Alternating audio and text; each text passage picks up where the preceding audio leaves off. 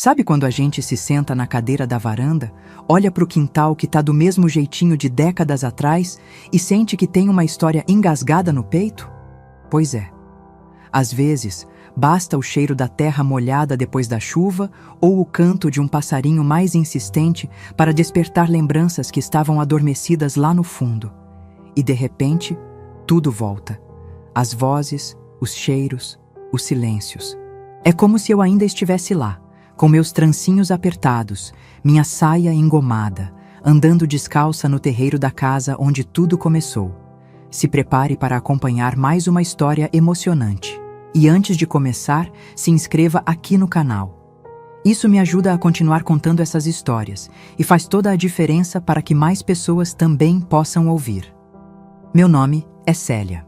Hoje eu sou uma senhora de 71 anos, aposentada. Fui costureira a vida inteira. Na verdade, desde menina, fui ensinada a costurar com linhas firmes e pontos retos. Mas nem sempre a vida se deixa costurar direitinho, né? Me chamam de Dona Célia por aqui. Algumas vizinhas me tratam como se eu fosse daquelas senhoras fortes e serenas, que nunca se abalam. Mal sabem do nó que carrego no peito desde a infância. Nasci em 1954, em Serrita, no sertão de Pernambuco. Uma cidadezinha pequena, onde todo mundo conhece todo mundo, onde os sinos da igreja marcam o ritmo da vida. Minha infância se passou quase toda na mesma casa, com o mesmo chão de barro batido, os mesmos cheiros de café passado no coador de pano e a presença constante, às vezes dura, às vezes acolhedora, de Dona Aparecida, a mulher que eu chamava de mãe. Dona Aparecida era viúva de um comerciante respeitado, pelo que diziam. Tinha uma postura firme, olhar severo e a fé mais inabalável que eu já conheci. Não faltava um domingo na missa das 8. Sempre com um vestido escuro, véu cobrindo os cabelos brancos e o terço enrolado na mão como se fosse parte do corpo. Eu a acompanhava desde pequena, sem entender muito o porquê de tanto silêncio nas orações ou de tanto aperto no meu braço quando eu me mexia demais no banco da igreja. Ela me ensinou a rezar, a fazer sinal da cruz antes de qualquer refeição, a respeitar os mais velhos e a obedecer sem questionar. Também foi ela que me ensinou os primeiros pontos de costura. A linha passava pelo tecido como se tivesse vontade própria nas mãos dela. Costurar é como viver, menina. Se puxar demais, arrebenta. Se deixar frouxo, não segura nada. Nossa casa era simples, mas bem cuidada. 2 cômodos, um quintal com um pé de caju e uma rede velha esticada entre 2 estacas de madeira. À noite, ela me colocava para dormir, contando trechos da vida dos santos. Eu escutava tudo com atenção, mas às vezes minha cabeça voava longe. Porque, no fundo, mesmo sem entender direito, eu sentia uma coisinha estranha aqui dentro, como se alguma peça não encaixasse. Desde muito pequena, eu percebia que minha mãe era diferente das outras. Lembro de estar na escola, olhando as outras crianças sendo buscadas por mulheres mais novas, que riam alto, usavam vestidos coloridos e tinham o cabelo solto no vento. Algumas pareciam até irmãs dos próprios filhos. Uma vez, eu perguntei para Dinha, minha melhor amiga, por que minha mãe era tão mais velha que a dela. E ela, com aquele jeitinho atrevido e curioso, respondeu: "Ué, tu nunca achou estranho, não? Minha mãe diz que Dona Aparecida já era senhora quando tu nasceu." Fiquei com aquilo na cabeça por dias, mas não falei nada, porque questionar naquela casa era pecado quase tão grande quanto faltar à missa. Dinha era meu refúgio. Filha de lavradores, vivia com os pés sujos de terra, cabelo desgrenhado e riso fácil. Ela tinha uma alegria que contrastava com a rigidez da minha casa. Me ensinava brincadeiras, me emprestava gibis que o irmão mais velho trazia da feira e, às vezes, até me deixava provar doce de leite feito pela mãe dela. Doce de verdade, com gosto de liberdade. Foi com Dinha que eu comecei a enxergar o mundo fora dos muros da minha casa. A gente estudava juntas na escola municipal.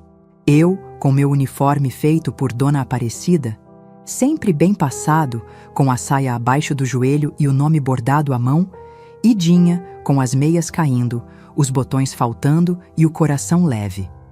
A gente se encontrava na hora do recreio, sentava no chão do pátio e fazia planos bobos de criança. Ela dizia que ia ser professora e viajar para outras cidades. Eu sorria, mas no fundo nem sabia se isso era possível para mim. Porque, mesmo sem entender muito, eu já sentia que minha vida tinha um tipo de cerca invisível, um limite que não se podia ultrapassar. E foi mais ou menos nessa mesma época, por volta dos meus 7 ou 8 anos, que eu comecei a reparar na mulher da casa ao lado. Ela morava sozinha, o que já era estranho naquela época. Era bonita, mas triste, sempre calada. Às vezes aparecia na janela, olhando em direção à nossa casa, sem dizer nada. E quando os nossos olhos se cruzavam, ela desviava o olhar. Outras vezes, parecia sorrir de leve, mas era um sorriso meio torto, como se tivesse medo de se formar inteiro. Eu não sabia o nome dela. Dona Aparecida nunca falou, e eu não ousava perguntar. Só ouvia uns comentários das vizinhas cochichando no portão, dizendo que ela não batia bem da cabeça ou que era uma solitária de orgulho ferido. Mas nunca explicavam o motivo. Eu, criança que era, só achava curioso o jeito dela.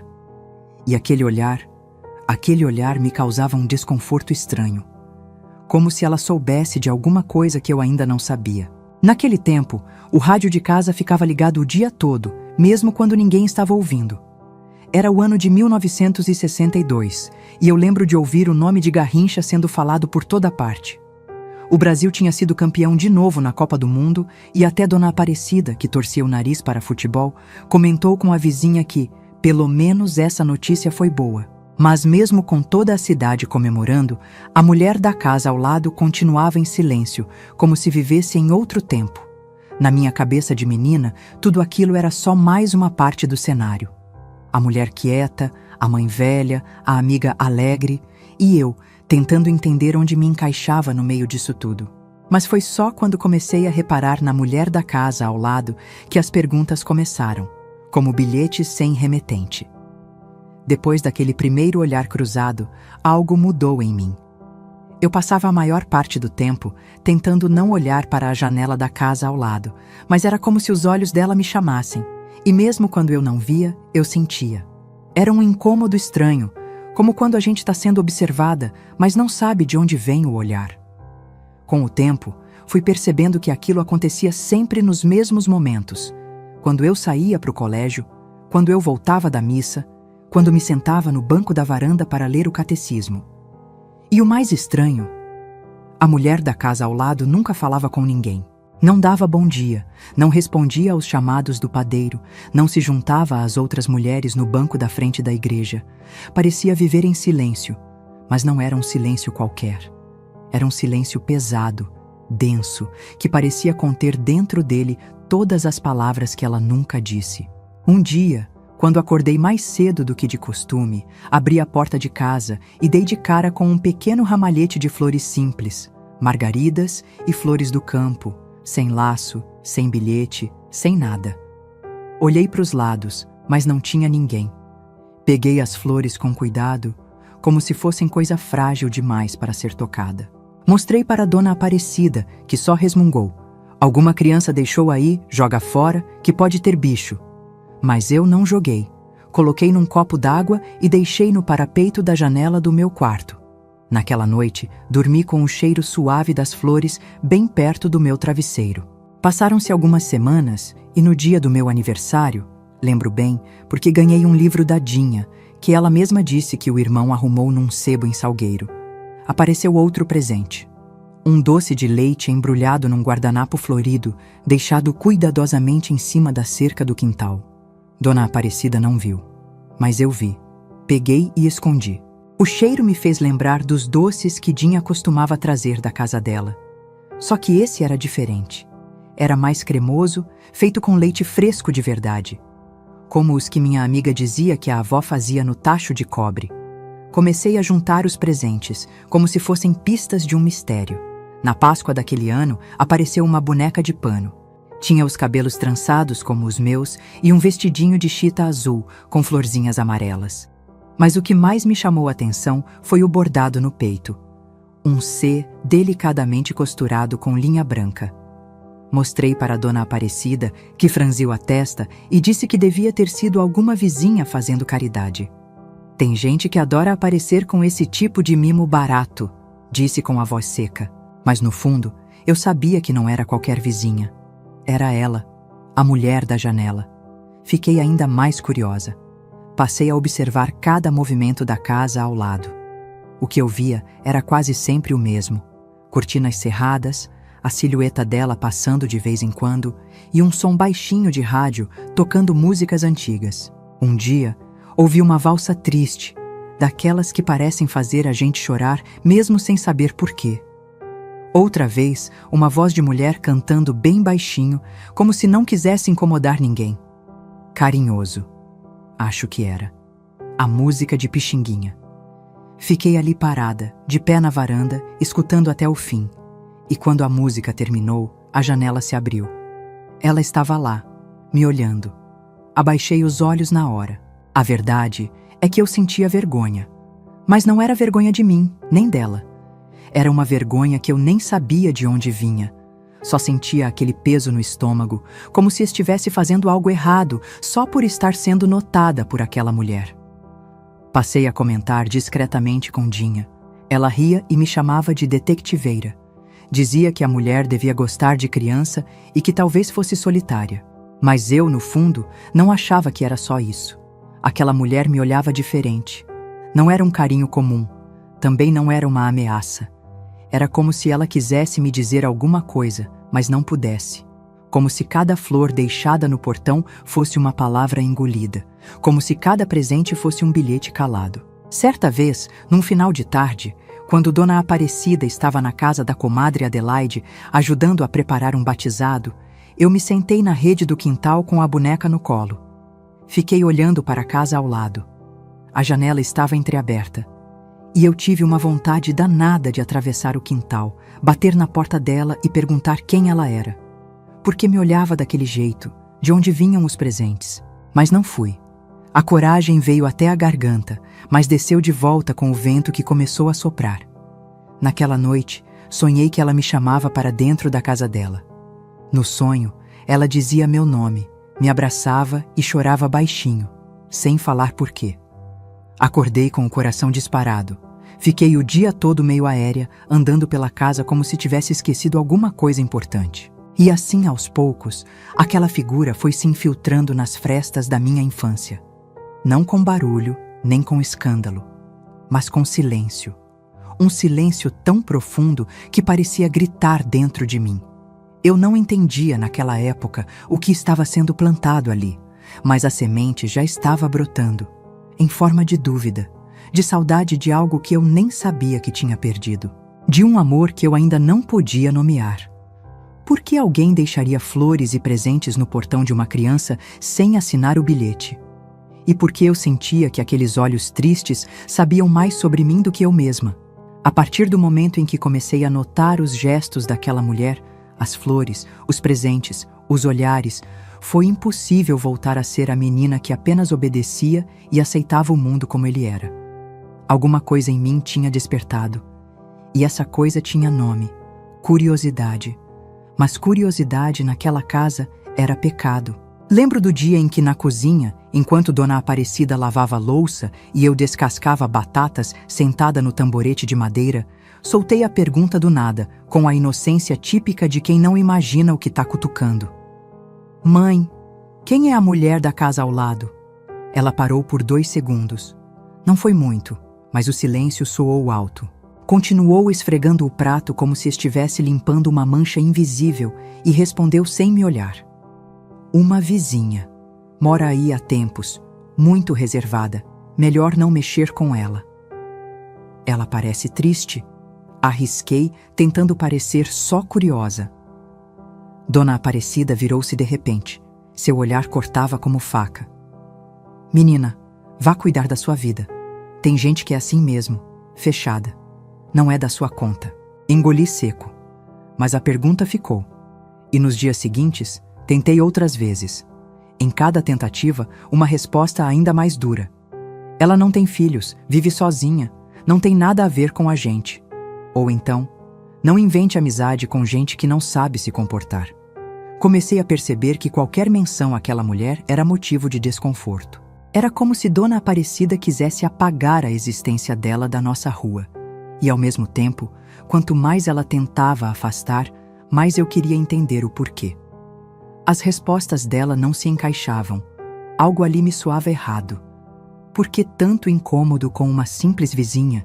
E por que nunca a convidava para entrar, como fazia com a comadre Adelaide, com a vizinha Celina, com a mulher do açougue?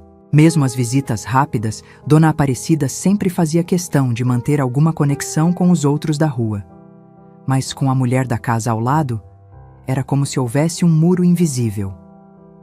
Um dia, num domingo de sol, voltando da missa das 8, cruzei com a mulher na calçada. Ela carregava uma sacola de feira. A roupa era simples, o cabelo preso num coque frouxo e o rosto... o rosto era de quem carregava um mundo nas costas. Nossos olhos se encontraram por um segundo, e dessa vez, ela não desviou. Fez um leve aceno de cabeça, quase imperceptível. Respondi com um sorriso tímido que mal saiu. Quando contei isso a Dinha, ela arregalou os olhos. Tu nunca pensou em ir lá bater na porta? Minha mãe ia me matar, respondi com sinceridade.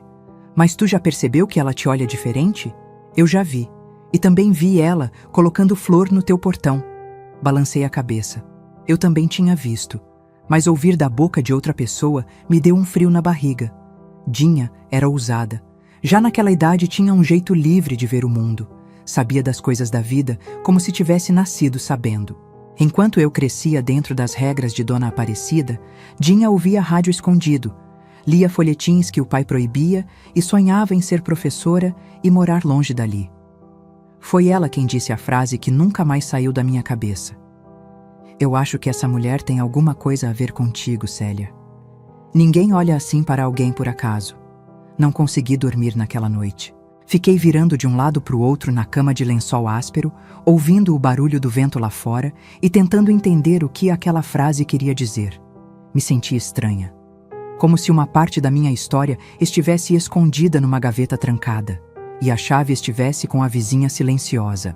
Na semana seguinte, numa tarde de muito calor, pedi à Dona Aparecida para ir na casa de Dinha emprestar um caderno. Ela deixou, mas com um aviso. Vai e volta.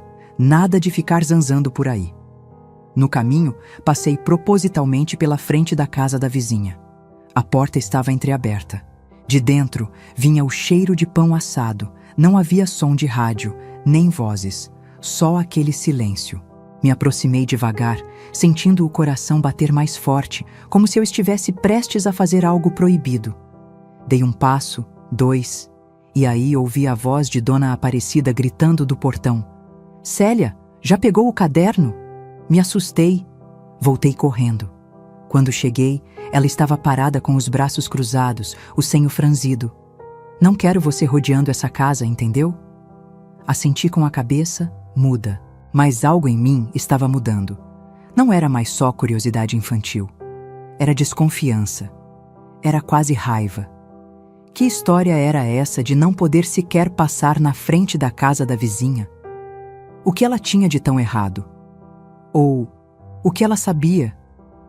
Dona Aparecida começou a me vigiar mais de perto. Os horários ficaram mais rígidos. As idas à casa de Dinha foram reduzidas. Até as visitas à feira começaram a ser feitas só com ela do lado. E sempre, quando a gente passava pela casa da mulher silenciosa, ela apertava meu braço e dizia com os dentes cerrados: olhe para frente. Não se distraia com bobagens. Bobagens. Era isso que ela dizia. Mas meu coração dizia outra coisa. Aquele aperto no peito, aquela vontade de perguntar, de entender, crescia a cada dia. Teve uma vez que ousei perguntar por que ela não gostava da vizinha, e a resposta veio seca. Porque mulher que se fecha demais é perigosa. Quem se isola tem o que esconder. Fiquei em silêncio, mas aquela frase não me afastou. Pelo contrário, fiquei com ainda mais vontade de saber o que, afinal, estava sendo escondido. Foi mais ou menos nessa fase que comecei a sonhar com frequência. Sonhos repetidos. Sonhava que estava perdida numa casa grande, cheia de portas fechadas. Atrás de uma das portas, eu ouvia uma mulher me chamando. Mas quando eu abria, não tinha ninguém. E aí acordava assustada, com o lençol grudado nas pernas e o coração batendo forte demais para o meu tamanho. Talvez eu devesse ter parado por aí, ter me conformado com o silêncio. Mas algo dentro de mim não me deixava. Eu sentia que aquele segredo me pertencia, de alguma forma. A adolescência chegou sem pedir licença. Aos poucos, fui trocando os vestidos com laços por saias mais simples, o cabelo trançado por um coque mal feito e as brincadeiras no quintal pelos silêncios longos da juventude. A casa continuava a mesma, o cheiro de café fresco nas manhãs, o som da máquina de costura, os passos firmes de Dona Aparecida no assoalho velho. Mas eu já não cabia mais ali inteira. Dinha também mudou. Agora, com quase 18 anos, usava um laço discreto no cabelo, lia romances escondidos e escrevia cartas que nunca enviava. Dizia que era para treinar a mão, porque queria ser professora. Passava as tardes de domingo escrevendo em folhas de caderno com letra caprichada, sonhando com um futuro fora dali. E eu, mesmo sem coragem de dizer, sonhava também. O que me despertou de vez foi um cartaz colado na parede do armazém de seu Evaristo. Procura-se moça para trabalhar em loja de tecidos, meio expediente, interessadas procurar o Sr. Evaristo em horário comercial. Li aquele papel umas 5 vezes, como se as letras fossem dançar diante dos meus olhos. Era pouco, mas era alguma coisa. Era uma chance de sair de casa, de ganhar o próprio dinheiro, de ver o mundo para além da cerca do quintal. No mesmo dia, falei com Dinha. Ela pulou de alegria. É a tua chance, Célia. Vai lá, mulher. Tu leva jeito com tecidos, se costura desde pequena. E minha avó, tu sabe que ela não vai deixar fácil. Ela não manda na tua alma, não. Só no teu medo. Respirei fundo. Dinha sempre soube dizer as coisas do jeito certo.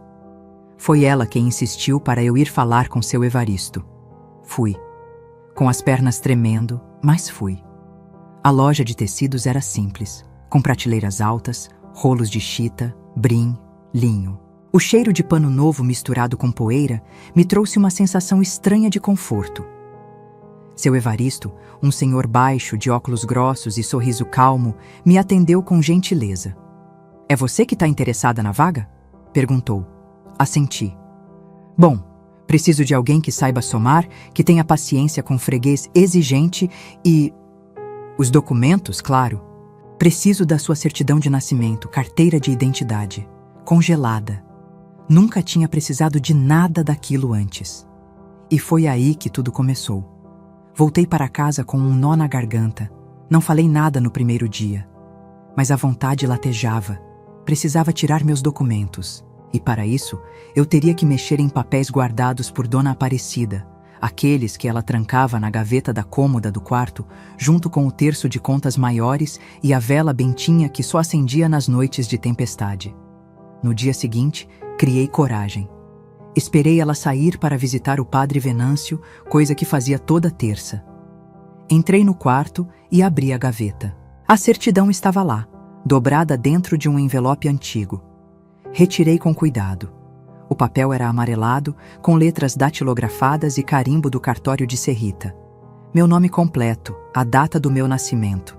E então, lá estava. Nome da mãe: Lúcia Maria de Jesus. O mundo parou. Não sei descrever a sensação exata. Foi como se um trovão tivesse rachado minha cabeça ao meio.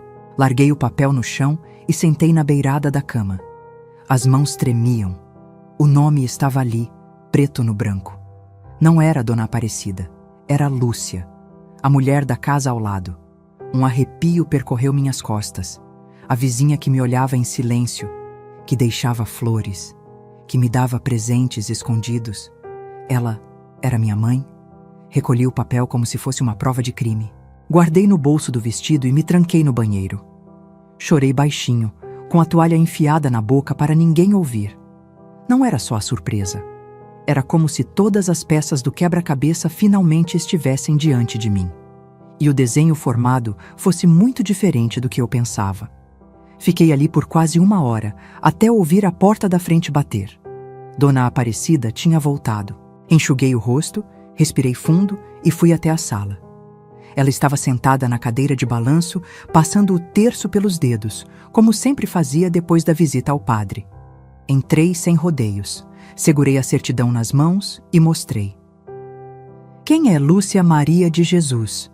Ela olhou o papel. E pela primeira vez, em muitos anos, a expressão dela se desfez. O rosto endurecido se esvaziou. Os olhos piscaram com força. O terço escorregou dos dedos. Onde você encontrou isso? Na sua gaveta. Precisei para tentar o emprego. Seu Evaristo pediu. Tá aqui escrito. Ela é minha mãe. O silêncio foi ensurdecedor. Dona Aparecida levou a mão ao peito, como se buscasse ar. Senta aqui, disse, com uma voz que eu nunca tinha ouvido antes. Não era dura, nem firme. Era cansada. Me sentei. E ela, então, começou a falar. A falar de um tempo que eu não conhecia. De uma menina chamada Lúcia, que era filha dela, que aos 15 anos engravidou de um homem casado. Um comerciante influente da cidade, Otávio, um nome que eu jamais ouvira até aquele momento. Ela era tola, acreditou nas palavras dele. Ele dizia que ia largar a mulher, que ia assumir, que amava, mas sumiu assim que soube da gravidez.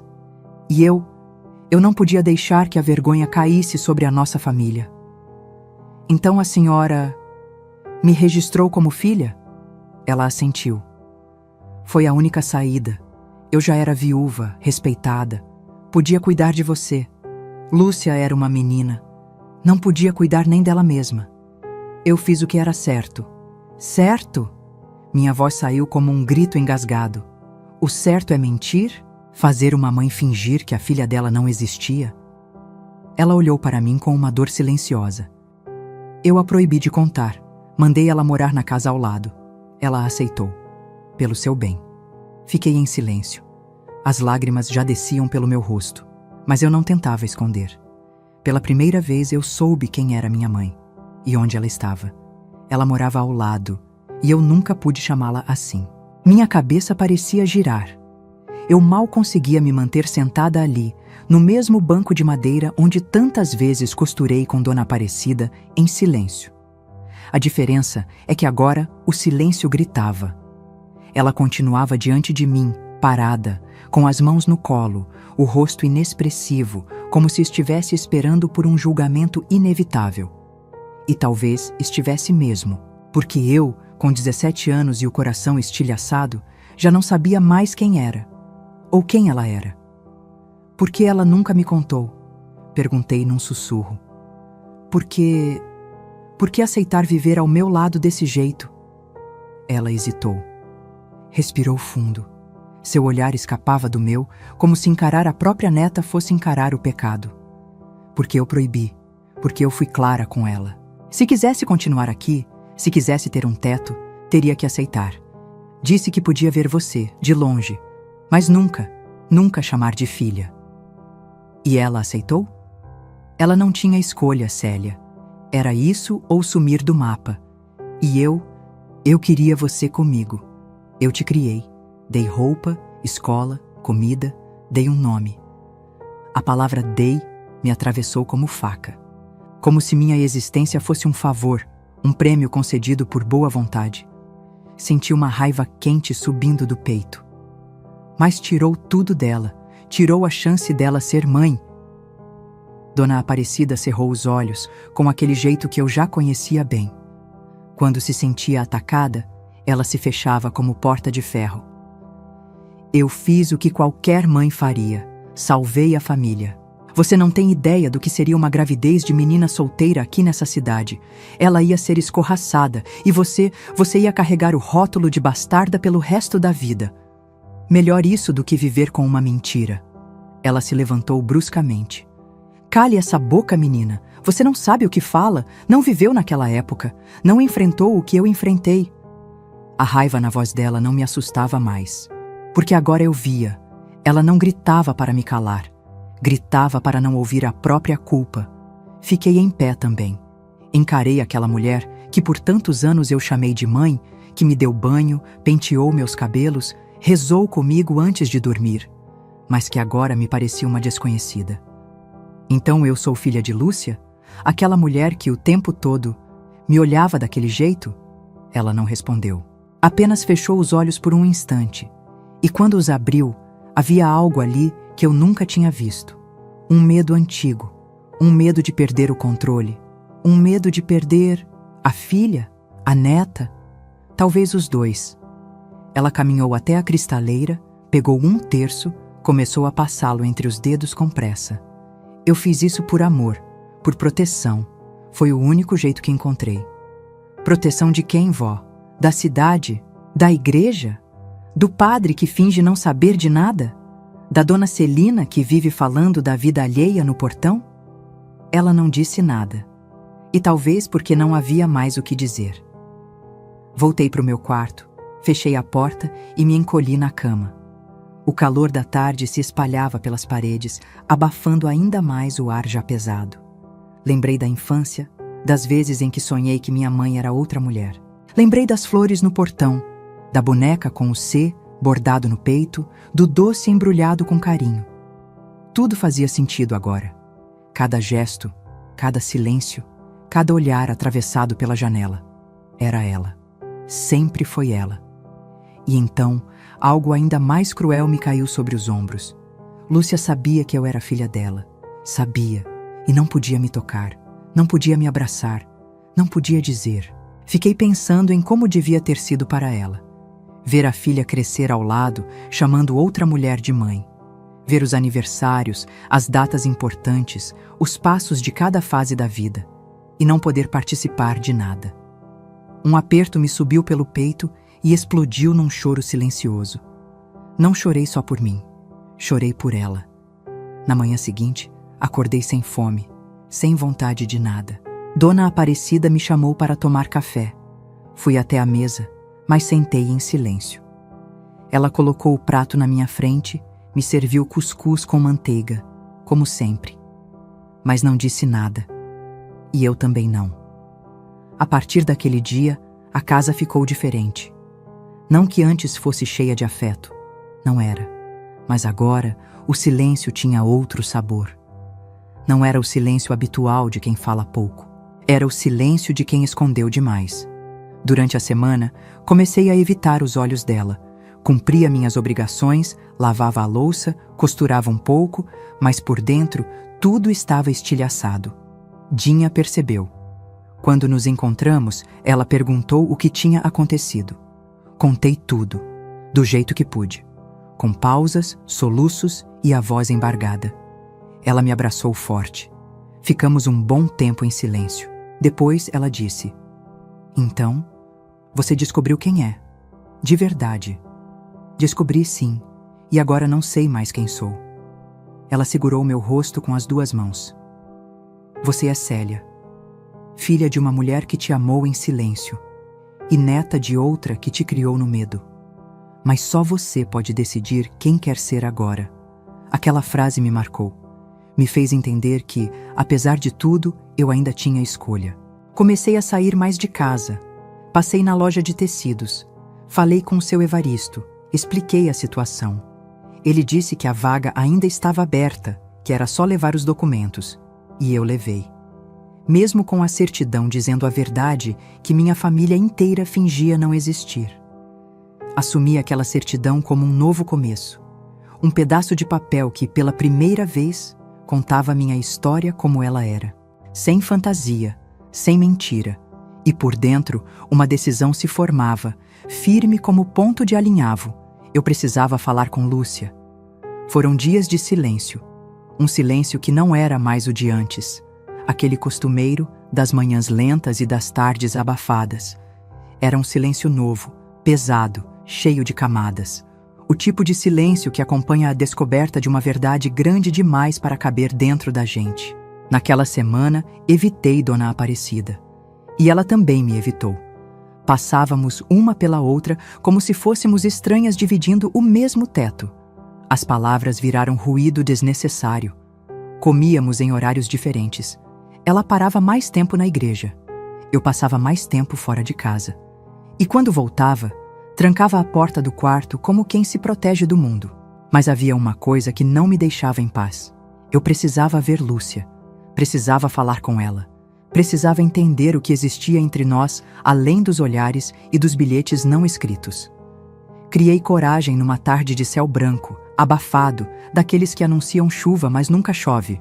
Esperei Dona Aparecida sair para comprar linha na mercearia e atravessei o pequeno quintal entre as casas, como quem pisa num território proibido. Bati devagar na porta da casa ao lado. 1, 2 vezes. Sou eu, Célia. Um instante de silêncio. Depois, o som da tranca girando. A porta abriu-se devagar. Lúcia estava ali, com os olhos inchados e o avental manchado de farinha. Me olhou como se visse um fantasma.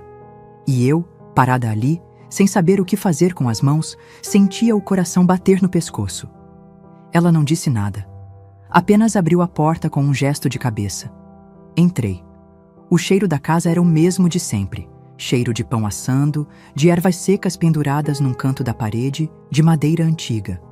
Era uma casa pequena, com móveis simples e uma luz amarelada que entrava pela janela meio fechada.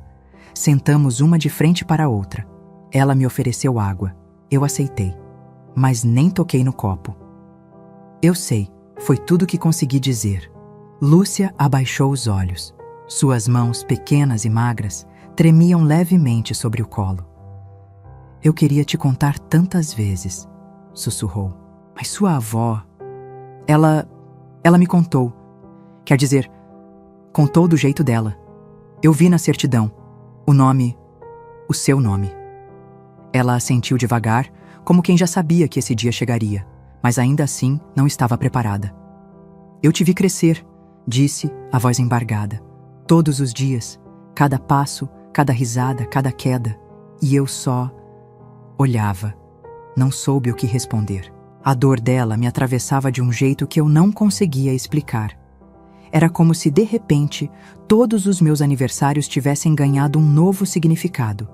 Como se todos os presentes sem dono tivessem encontrado seu remetente. Por que você não fugiu? Perguntei, com um nó na garganta. Por que aceitou? Ela demorou para responder. Olhou para a janela, como se as palavras estivessem escondidas lá fora. Porque eu não queria te perder. Era isso ou nada. E eu preferia te ver de longe, do que não ver. Não consegui segurar. As lágrimas vieram de um jeito manso, como quem já não aguentava mais carregar tanto dentro de si. Lúcia se levantou devagar, caminhou até uma prateleira antiga e pegou uma pequena caixa de madeira. Reconheci na hora. Era a mesma caixa de costura que ela tinha me dado quando eu era criança, dizendo que havia sobrado da mãe dela. Usei por anos, sem imaginar que ali dentro havia muito mais do que agulhas e linhas. Ela colocou a caixa sobre a mesa e a empurrou em minha direção. Abre. Levantei a tampa com cuidado. No meio dos retalhos havia pequenos papéis dobrados, muitos amarelados pelo tempo. Puxei o primeiro. Reconheci a letra fina, caprichada.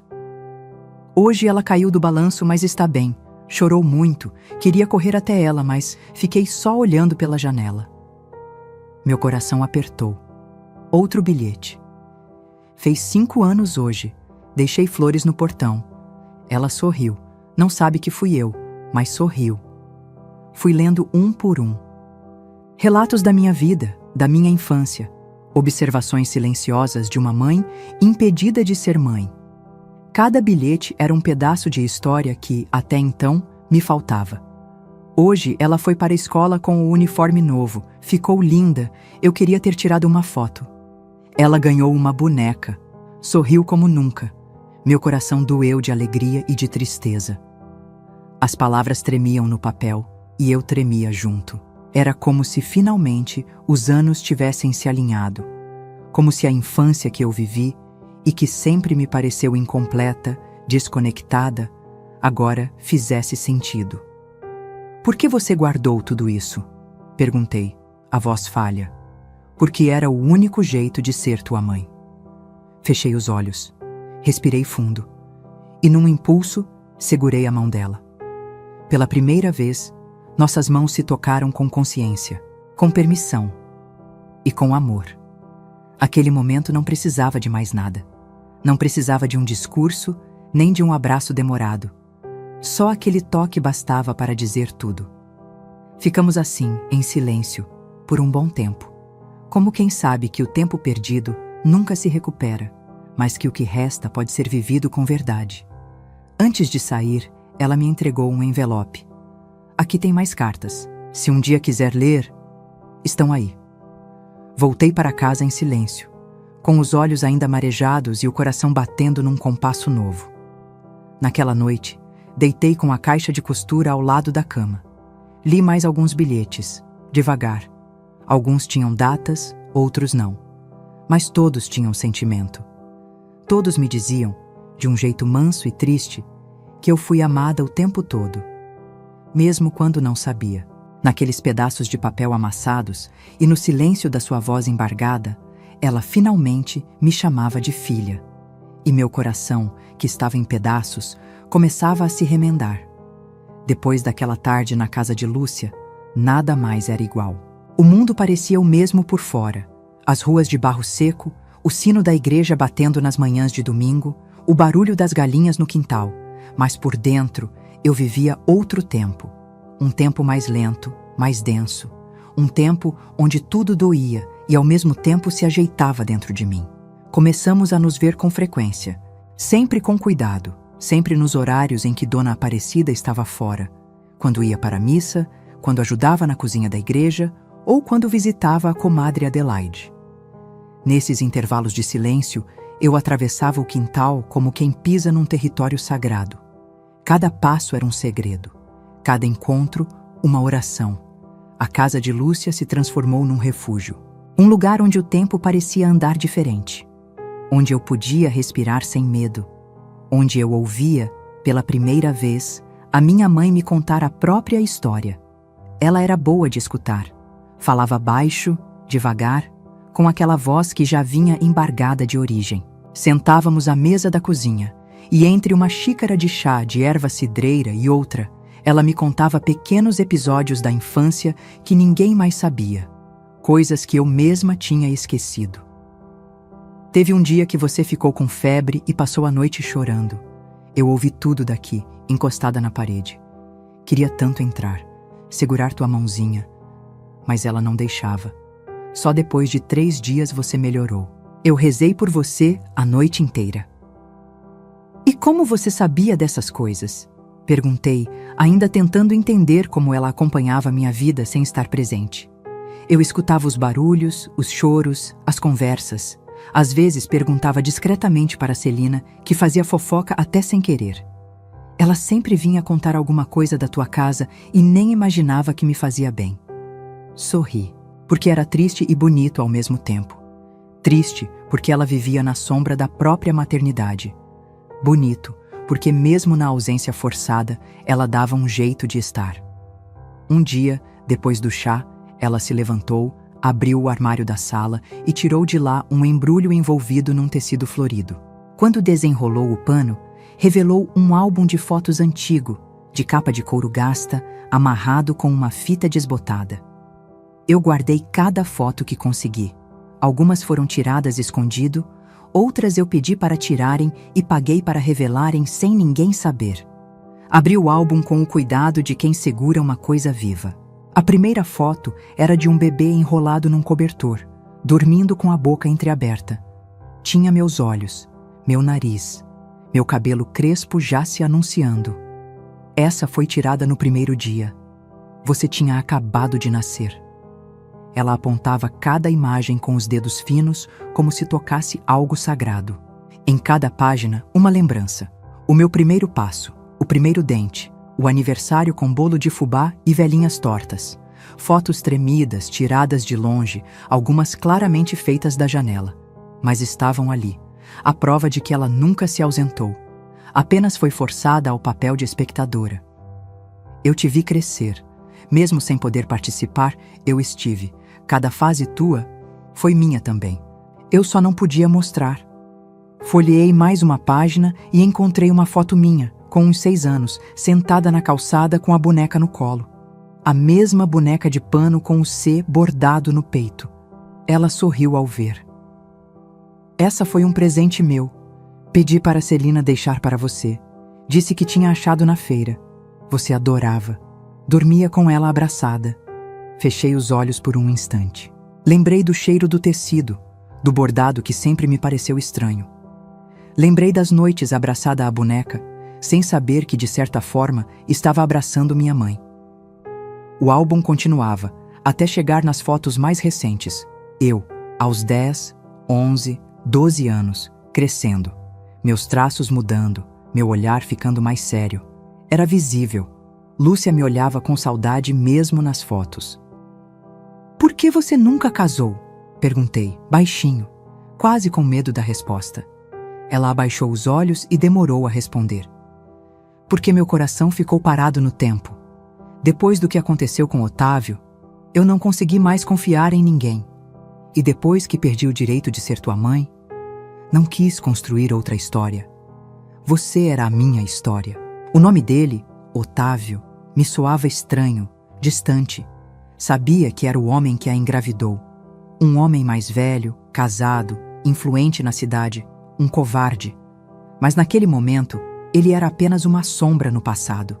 Porque o que importava ali era ela, com os olhos cheios de lágrimas contidas, me dizendo que a vida dela parou quando perdeu o direito de me chamar de filha.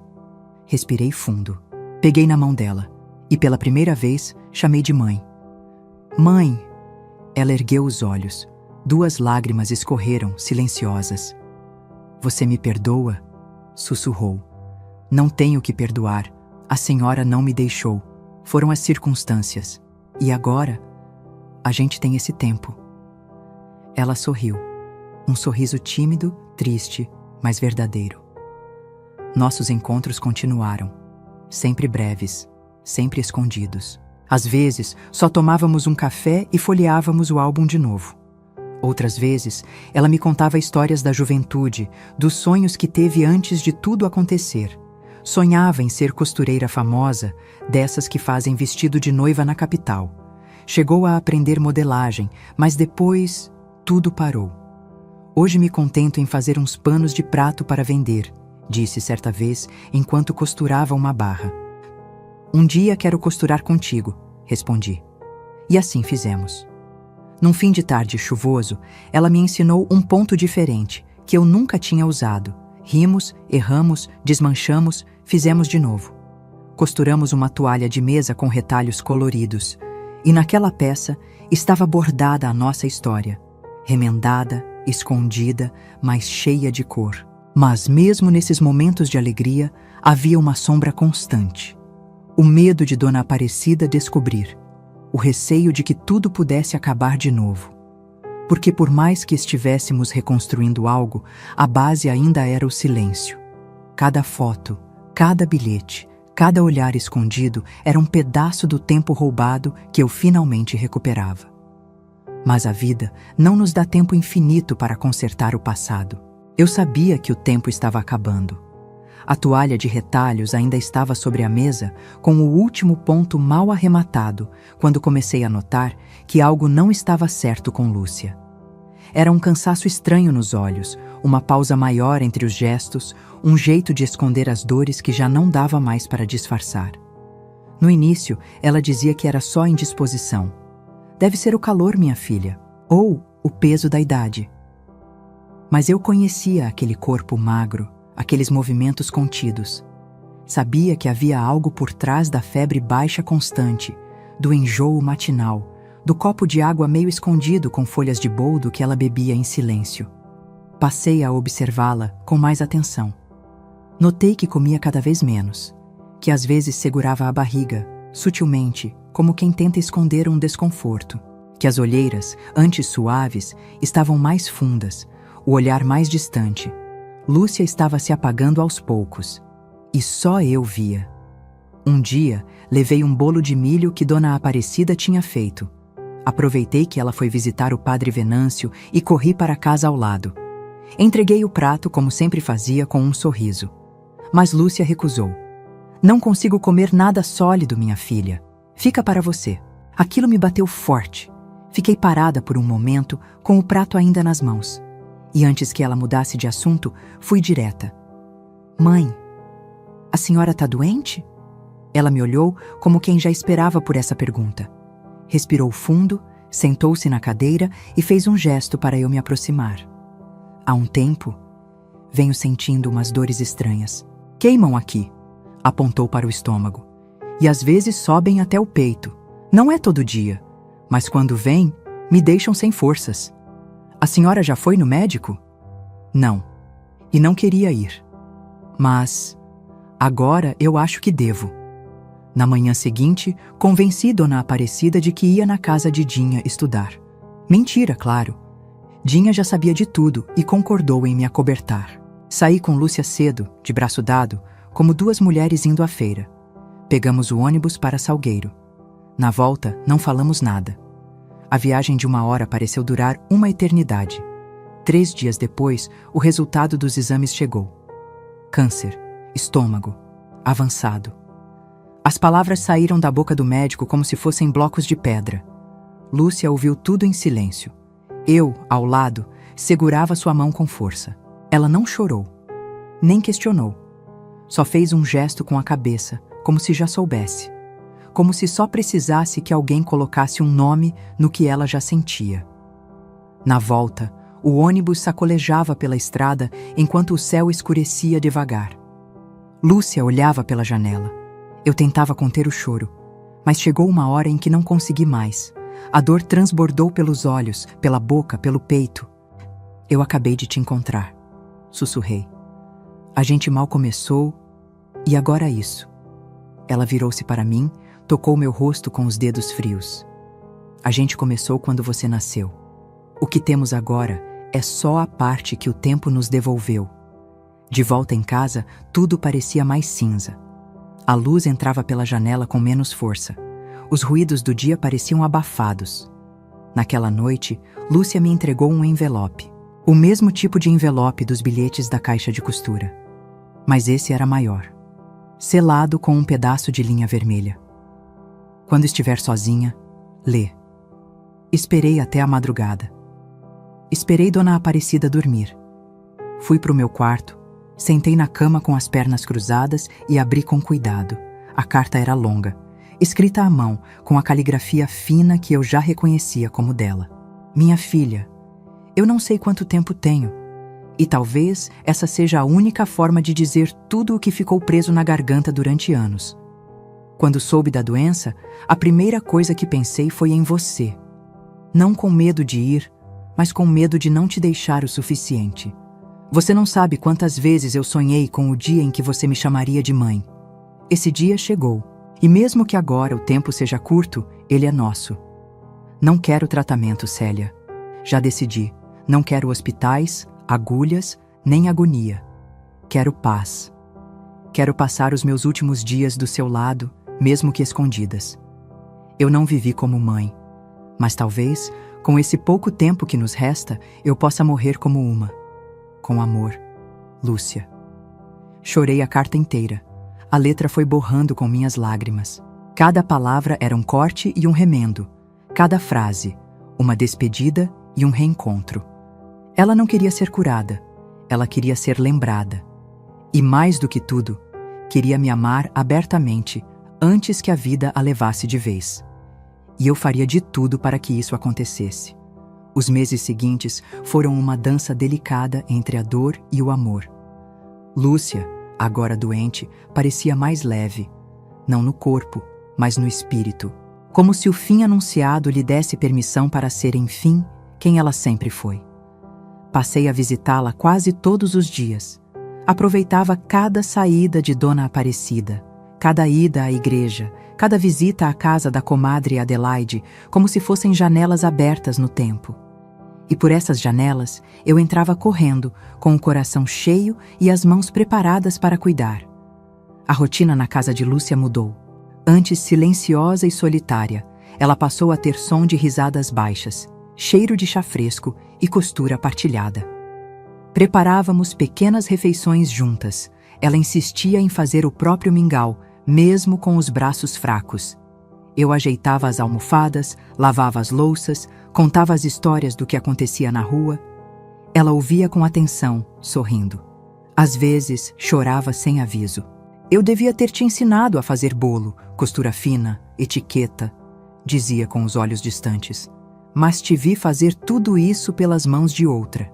Eu ficava no portão, fingindo ser vizinha, mas o peito gritava: é minha filha que está lá. Segurava sua mão nessas horas, não para consolar, mas para confirmar: eu estava ali. E aquilo bastava. Num desses dias, chovia miúdo. A casa cheirava a pano limpo e a chá de camomila. Estávamos costurando juntas uma colcha de retalhos, o segundo trabalho nosso. Os tecidos eram simples, sobras de vestidos antigos, panos de prato gastos, pedaços de lençol. Cada retalho tem uma história, ela disse sorrindo. Esse aqui era da tua primeira fronha, sabia? Roubei da casa da tua avó, cortei só um cantinho. Rimos. Foi uma risada leve, de menina. Da menina que ainda existia dentro de nós. Fiquei surpresa com o quanto ela se lembrava de tudo. Sabia os nomes das minhas professoras, as datas dos meus aniversários, o nome da boneca de pano que eu carreguei até os 9 anos. Se um dia eu tivesse podido te contar, eu sonhava com uma festa no salão da igreja. Você entrando de vestido branco, com uma coroa de flores, a vizinhança toda olhando e eu ali do lado dizendo: essa é minha filha. Fechei os olhos. Imaginei a cena. Uma realidade inventada, mas que só de ser sonhada já doía. Não tínhamos tempo para festas, nem para grandes gestos, mas tínhamos nossos pequenos momentos. E eles valiam como ouro. Dinha, sempre presente, nos ajudava quando podia. Levava frutas frescas, pães da padaria. Às vezes, ficava vigiando a rua para garantir que ninguém visse meus passos entre as casas. Ela entendia que aquilo era mais que amizade. Era um ato de lealdade, de amor partilhado. Tu tá fazendo por ela o que ela nunca pôde fazer por ti, me disse, num desses dias. Tá retribuindo o amor que foi amarrado. Certa manhã, Lúcia acordou melhor. As dores tinham dado trégua, o céu estava limpo e o ar fresco. Ela me chamou para ir com ela à feira. Relutante, eu disse que era arriscado, mas ela insistiu. Só hoje, quero te ver escolher frutas, ver você entre as barracas, como quando era pequena. Caminhamos lado a lado pelas ruas de barro batido. As pessoas nos cumprimentavam com aquele jeito habitual de cidade pequena, acenos de cabeça, sorrisos contidos. Alguns estranharam me ver com ela, mas ninguém disse nada. Na barraca do seu Mário, paramos para comprar bananas. Enquanto eu escolhia as mais maduras, senti o toque da mão dela no meu ombro. Quando me virei, ela me olhou fundo, com os olhos marejados. Célia, disse com a voz embargada. Minha filha. E antes que eu pudesse reagir, ela me abraçou. Um abraço forte, inesperado, que me deixou sem ar e com o coração disparado. Foi a primeira vez que ela me beijou na frente de alguém. Não foi um grande evento para o mundo, mas para nós foi o grito mais alto de amor que poderíamos dar. Seu Mário fingiu não ver, mas eu vi, eu senti. E naquele instante, todo o silêncio dos anos anteriores perdeu força. Voltamos para casa em silêncio, mas era outro tipo de silêncio. Um silêncio leve, preenchido, como o de uma canção que terminou e ainda ecoa. Nos meses seguintes, os dias bons foram ficando mais raros. As dores voltaram, mais fortes. Lúcia perdeu peso, a pele ficou amarelada, os olhos fundos, mas nunca perdeu a lucidez. E nunca deixou de sorrir quando eu entrava pela porta. Você é minha alegria, minha salvação. Comecei a escrever num caderninho as frases dela. Queria guardar cada palavra, como ela guardava meus bilhetes na caixa de costura.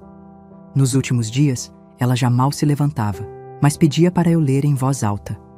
Lia trechos de livros, salmos, até manchetes de jornal velho. Ela gostava de ouvir minha voz. Dizia que era como música. Quando eu for embora, murmurou certa noite segurando minha mão, quero que você continue contando nossa história, mesmo que em segredo, porque ela existe. Ela vive em você. Beijei sua testa, ajeitei o lençol E fiquei ali, observando a respiração dela aos poucos se acalmando. Como quem vela um milagre. A colcha de retalhos ficou inacabada. O chá esfriava na xícara. As fotos no álbum pareciam mais vivas. E o mundo parecia respeitar aquele tempo que corria diferente dentro daquela casa. Ela não teve tempo de me ensinar a ser filha, mas me ensinou a amar, mesmo com tudo contra. E isso, ninguém nunca me tiraria. O fim chegou numa madrugada morna, de céu limpo, como se o tempo lá fora não tivesse sido avisado da despedida. Lúcia respirava com dificuldade havia dias. O quarto já não tinha mais cheiro de chá, nem som de risadas. Tudo era lento, baixo, como se o próprio ar da casa pedisse silêncio. Eu estava sentada na beira da cama, segurando sua mão fina, que já não apertava a minha de volta. Os olhos dela, antes tão fundos e atentos, agora pareciam ver algo além do que eu podia alcançar. Às vezes piscavam devagar. Às vezes ficavam fechados por longos minutos. Naquela noite, ela abriu os olhos uma última vez e sussurrou, com os lábios quase imóveis: "Obrigada, filha. Foi tudo." Não houve lágrimas dramáticas, nem gritos, só o silêncio mais absoluto que eu já senti na vida. Um silêncio que tomou conta do meu corpo inteiro, como se o mundo tivesse parado. Respirei fundo, fechei os olhos dela com carinho, beijei sua testa pela última vez e sentei ali, sem saber o que fazer com aquele vazio que começava a crescer dentro de mim. Liguei para a Dinha, que me ajudou com tudo. Procuramos o padre, avisamos as vizinhas, organizamos o velório simples, como ela teria querido. Colocamos um vestido azul claro, o mesmo que ela usava quando me deu o álbum de fotos. O cabelo prendi num coque, como ela usava desde sempre. Nas mãos, coloquei o terço que ela bordou à mão quando ainda tinha forças para costurar. O enterro foi discreto. Algumas pessoas da rua compareceram, sem saber direito quem ela era ou o que significava para mim. A maioria só sabia que a vizinha de Dona Aparecida faleceu. Nada mais. Não havia fotos nossas no caixão. Não havia discursos, nem prantos, porque o amor que vivemos era invisível. Dona Aparecida não foi, não saiu de casa, não perguntou nada, não falou o nome de Lúcia nenhuma vez. Manteve a farsa até o fim, como se aquilo tudo fosse apenas mais uma parte do passado que não lhe dizia respeito. E eu não discuti, não pedi, não insisti. Já tinha entendido que o coração dela era uma pedra que não se deixava molhar. Voltei da cerimônia sozinha. Entrei em casa, tirei os sapatos e fui direto para o meu quarto. Peguei o álbum de fotos, os bilhetes da caixa de costura e espalhei tudo no chão. Passei horas ali, sentada entre lembranças, chorando sem fazer barulho. O luto que eu sentia não podia ser vivido em público. Não havia espaço para mim na dor social. Era como se eu estivesse de fora da minha própria perda. Nos dias seguintes, a rotina voltou. Dona Aparecida voltava da missa como sempre, com o terço nas mãos e a testa suada. Fazia o café, varria o quintal, regava as plantas. A diferença era que agora, do outro lado da cerca, tudo estava vazio. A casa de Lúcia ficou como ela deixou. O lençol ainda por lavar, a última costura no bastidor, o chá de boldo no vidro escurecido. Ninguém entrou, ninguém mexeu. Dona Aparecida não falou sobre venda, nem aluguel. Apenas deixou ali, como se quisesse fingir que não existia. E eu não conseguia olhar para aquela porta fechada sem sentir o peito apertar. Então, num gesto simples e natural, comecei a fazer o que ela fazia por mim. Em datas especiais, deixava flores no portão da casa ao lado. Margaridas, flores do campo, um raminho de alecrim amarrado com barbante. Nunca bilhetes, nunca palavras, apenas o gesto. No meu aniversário, deixei flores. No dia de finados também. No dia em que terminei meu primeiro vestido completo sozinha, fui até lá, deixei um pequeno arranjo na porta e disse baixinho: "Consegui, mãe. Do jeito que a senhora dizia que eu conseguiria." Ninguém questionava, ninguém perguntava. As vizinhas talvez achassem que eu fazia aquilo por respeito à falecida, mas eu sabia. Era a minha forma de seguir amando. de seguir me despedindo aos poucos. O tempo passou. Lentamente, como tudo passa em cidade pequena. A feira continuava nos mesmos dias. O padre ainda subia ao altar com o mesmo tom de voz. Dinha foi estudar fora, mas nunca deixou de escrever. Nas cartas, sempre perguntava por mim. Sabia da minha dor, mesmo de longe. Aos poucos, fui tomando as rédeas da minha vida. Trabalhei na loja de tecidos por um tempo. Depois, fui chamada para ajudar numa costureira em Salgueiro. Comecei a me virar, a viver, mas nunca deixei de voltar. Nunca deixei de cuidar daquela casa ao lado, nem que fosse com um balde d'água jogado no chão da varanda ou uma flor deixada no portão. E Dona Aparecida seguiu firme, com seus vestidos escuros, sua fé inabalável e sua rigidez cravada no corpo. Nunca falou da morte de Lúcia. Nunca tocou no assunto. Quando adoecia, não reclamava. Quando melhorava, não agradecia. Era assim, uma rocha no meio do tempo. 10 anos se passaram. Ela morreu numa manhã de julho, sozinha na cadeira de balanço. Quando fui chamá-la para o café, já estava ali, de olhos fechados, o terço entre os dedos e a respiração ausente. Não chorei, não por falta de dor, mas porque o luto por ela eu já tinha vivido aos poucos, nos silêncios que se acumularam entre nós durante tantos anos. Organizei tudo como ela gostaria. Missa, vela acesa, véu branco sobre o rosto. Não li discurso, não falei de arrependimentos, apenas rezei, como ela me ensinou. Só que dessa vez, a oração era minha. Eu conduzia. Após o enterro, voltei para casa. Me sentei no banco da varanda, como tantas vezes ela fizera. Olhei para o portão da casa ao lado, agora coberto de poeira e mato alto. E pela primeira vez me dei conta. Agora, tudo era meu. O silêncio, a saudade, a verdade. A história inteira, por fim, pertencia a mim. Ela me amou do jeito que pôde, eu a perdi do jeito que mais doeu. E a casa ao lado, antes um segredo, agora era um santuário de lembranças que eu não precisava mais esconder para mim mesma. Os anos passaram como passam as estações no sertão, sem pressa, mas com marcas. As casas mudaram de cor, os vizinhos envelheceram, os caminhos de terra foram sendo cobertos por um asfalto sem graça. E eu, entre a casa que herdei de Dona Aparecida e os retalhos da que foi de Lúcia, fui costurando uma vida discreta, porém firme. Mas mesmo com o tempo, uma sombra ainda pairava sobre minha história. Era como um canto de costura mal arrematado, um nó no avesso do tecido. Otávio. O nome que eu só ouvira uma vez da boca de Dona Aparecida, naquele dia em que tudo desabou. O nome que Lúcia quase nunca pronunciava, mas que estava lá, em tudo que ela deixou de viver. Eu sabia pouco sobre ele, que era casado na época, dono de armazém, homem respeitado entre os comerciantes da cidade, que sumiu assim que soube da gravidez, que nunca foi cobrado, nunca foi punido. Um nome que passou pelas páginas da minha vida como uma mancha. E agora, tantos anos depois, eu sentia que precisava olhar essa mancha de frente. Não para pedir respostas, mas para dizer que eu sabia, que ele não era invisível, mesmo depois de tudo. Foi Dinha quem me ajudou a encontrá-lo. Voltou a morar em Serrita depois de anos dando aula em cidades vizinhas.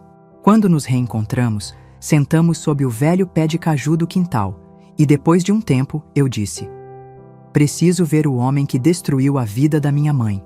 Não porque quero brigar, mas porque preciso fechar essa porta. Dinha, com o mesmo olhar decidido de quando éramos meninas, balançou a cabeça devagar. Ele mora num sítio afastado, perto de Moreilândia. Ouvi dizer que tá doente. Quase não sai mais de casa. Melhor ainda, respondi. Ele vai me ouvir. A estrada era empoeirada, longa, cercada por mato e silêncio. Peguei emprestada a moto do filho de Dinha e fui. Levei comigo apenas um envelope. Uma cópia da carta que Lúcia me escreveu antes de morrer. Não para entregar, mas para ter por perto, como escudo, como testemunha. Cheguei perto do meio-dia. O sol rachava o chão. A casa era simples, com a pintura desbotada e uma cadeira quebrada na varanda. Um homem de aparência frágil, pele manchada pelo tempo, barba branca mal feita e olhos fundos, estava sentado sob a sombra. "Seu Otávio?" perguntei. Ele ergueu os olhos lentamente. Parecia confuso. Depois assentiu, com um gesto curto. "Quem é?" "Célia." "Célia? Filha de Lúcia." A reação foi mínima, mas perceptível. O olhar dele se acendeu por um segundo. Depois, baixou de novo, como se tentasse esconder o que já não podia. "Então você sabe", murmurou. "Sei desde os 17 anos. Mas o senhor sabia desde sempre." Ele passou a mão pela boca, pensativo. Tossiu. Um som seco, de pulmões cansados. "Ela nunca quis me ver, nunca me procurou." "E o senhor? Procurou?" Silêncio. "O senhor tirou tudo dela. A infância que eu poderia ter tido com minha mãe. Os abraços, os aniversários, o orgulho de ser chamada de mãe na frente dos outros. Ela viveu numa casa ao lado da filha, em silêncio, porque o senhor não teve coragem de assumir o que fez." Ele balançou a cabeça, devagar. "Eu era casado. Não podia. A cidade." "A cidade?" Interrompi, sentindo a raiva subir, mansa, mas firme. "A cidade foi mais importante do que a vida de uma menina de 15 anos. Ela não era uma mulher feita, era uma menina. E o senhor? Um homem feito, casado, influente. Se aproveitou dela e sumiu." Otávio não respondeu. Encarava o chão como se esperasse que a poeira o engolisse. "Ela nunca pediu nada do senhor. Nunca gritou, nunca apontou o dedo. Mas morreu com a ferida aberta. E eu precisei viver com esse buraco no peito. A verdade escondida, a história contada pela metade." Ele respirou fundo. Os ombros caídos denunciavam uma vida esvaziada. "Eu me arrependi, muitas vezes. Mas o tempo passou e eu já era outro." "Não", respondi com calma. "O senhor é o mesmo, só envelheceu. Mas continua sendo o homem que virou as costas para uma vida que ajudou a criar." Levantei-me. Peguei o envelope do bolso, mas não entreguei. Não vim aqui para ouvir arrependimento, nem para perdoar. Vim para dizer que eu sei, que a história foi contada, que o silêncio acabou. Ele me olhou com os olhos úmidos, mas não era choro, era só o brilho da culpa que não servia mais para nada. "Ela era boa", sussurrou. "Era, e era minha mãe, não uma mulher qualquer, não uma aventura, uma mãe." Me virei e fui embora. Não olhei para trás. A poeira da estrada se ergueu no ar, como se cobrisse aquela cena com um véu final. No caminho de volta, senti o corpo leve. Não porque tudo tinha sido resolvido, mas porque, enfim, eu tinha falado. Tinha quebrado a última parte do pacto de silêncio que rondava minha vida. Eu não precisava mais de respostas dele. Só queria que ele soubesse. "Eu sei quem você é." E o seu silêncio e o nosso finalmente se quebraram. Hoje em dia, gosto de me sentar na varanda logo cedo, com a xícara de café fumegando nas mãos e os olhos voltados para o quintal. O tempo parece ter desacelerado aqui. As manhãs chegam com mais calma e os passarinhos cantam sem medo da pressa.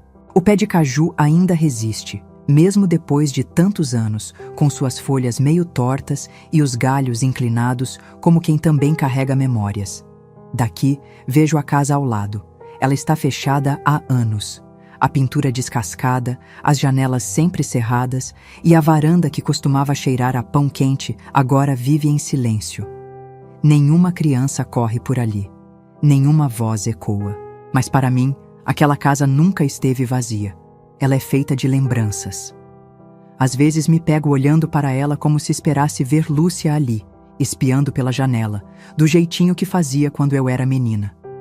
Seu rosto meio escondido, os olhos atentos, como se cada gesto meu fosse precioso demais para ser perdido. E talvez fosse mesmo. Na casa onde eu moro, ainda estão a caixa de costura com os bilhetes, o álbum de fotos e a colcha de retalhos inacabada.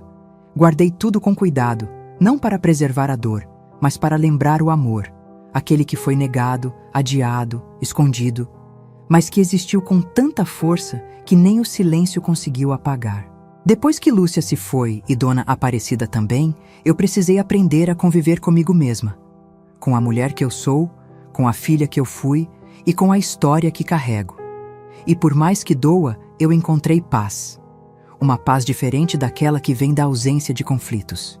É a paz de quem já sofreu e mesmo assim sobreviveu. Muita gente me pergunta por que nunca me casei, por que nunca tive filhos. Não é fácil responder. Talvez porque nenhum amor coubesse depois daquele. Talvez porque, em algum lugar dentro de mim, eu achasse que já tinha vivido tudo com Lúcia. Ou talvez porque minha história foi tão cheia de silêncios que eu precisei de uma vida inteira para aprender a escutar a mim mesma. Dinha ainda me visita às vezes.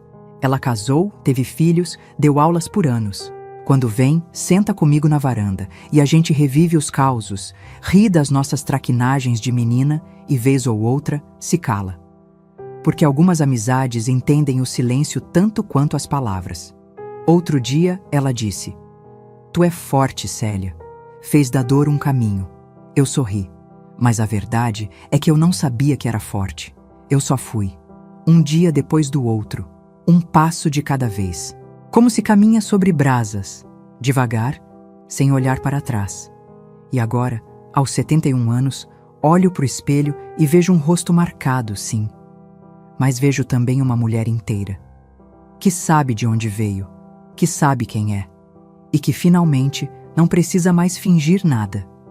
Às vezes, na solidão dos fins de tarde, releio a carta que Lúcia me escreveu antes de partir. Aquela onde ela dizia que queria morrer como mãe, mesmo sem ter vivido como uma. E eu entendo o que ela quis dizer, porque no tempo que tivemos, ela foi tudo o que eu precisava, com seus gestos simples, suas palavras contidas, seus olhos que diziam o que a boca não podia. Já Dona Aparecida, essa, eu demorei mais tempo para entender. Por muito tempo, carreguei a mágoa, mas com os anos, aprendi a enxergar a mulher por trás da rigidez. Era uma senhora assombrada pela vergonha, pela fé rígida, pelo medo de perder o respeito da cidade. Ela também foi vítima. Da época, da moral, da crença de que proteger a família era esconder a verdade. Nunca nos reconciliamos em vida. Mas no fundo, sei que ela me amou do jeito que conseguia. Com controle, com normas, com orações. Ela me deu sustento, educação, uma cama quente. E mesmo tendo me negado a verdade, ela acreditava que fazia o certo. Eu perdoei. Não para aliviá-la, mas para me libertar. A casa ao lado continua ali. E de tempos em tempos, deixo flores no portão. Um gesto simples, como o que ela fazia por mim quando eu era pequena, sem bilhete, sem assinatura. Apenas o gesto. Porque algumas memórias não precisam ser ditas. Elas florescem sozinhas. E às vezes, só às vezes, me parece ouvir o som da máquina de costura funcionando lá dentro. Sei que é só lembrança, mas deixo ela vir, como quem permite que o passado se sente ao meu lado por um instante, antes de partir outra vez. Minha avó me criou como filha, e por muitos anos eu acreditei que ela era a única. Só anos depois descobri que minha mãe morava na casa ao lado, e que o amor, mesmo que escondido, sempre encontra um jeito de se revelar. Se essa história tocou o seu coração, eu te convido a se inscrever aqui no canal. É por aqui que eu e outras vozes contamos histórias que emocionam, que inspiram e que lembram a gente de uma coisa importante. Mesmo com toda a dor, a vida ainda pode surpreender com segundas chances e encontros que curam.